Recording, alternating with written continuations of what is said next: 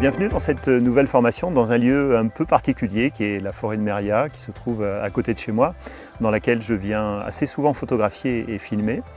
Nous allons voir ici deux fonctionnalités qui sont présentes dans les boîtiers Lumix de série S, S1, S5, qui s'appellent pour la première Slow and Quick, qui est en fait un moyen pour vous de filmer des images en vidéo à très haute fréquence, puisque en HD 1080, vous allez pouvoir monter à 180 images par seconde.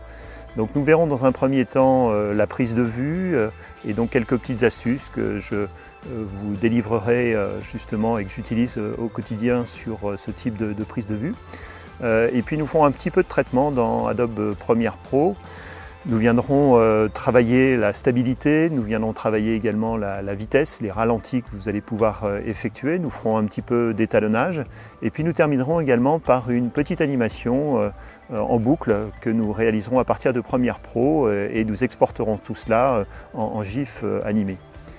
Donc, ensuite, nous ferons un petit peu de photos et nous parlerons de la fonction post-focus à l'intérieur de ces boîtiers.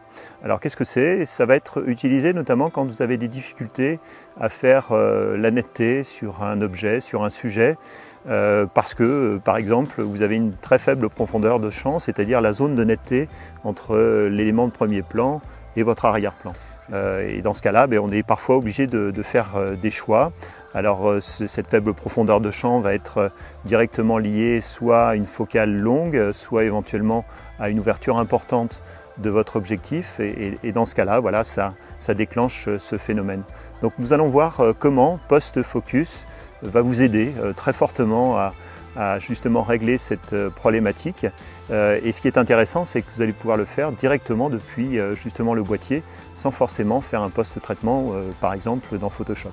Alors, ceci dit, nous ferons justement un petit exemple, puisque vous verrez que post-focus vous permet aussi d'exporter tous les résultats d'objets, de sujets nets qu'il a découverts.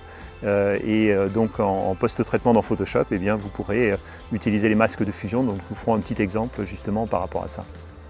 Sans plus tarder, je vous donne rendez-vous pour que nous puissions suivre ensemble cette formation dédiée au boîtier Lumix de série S.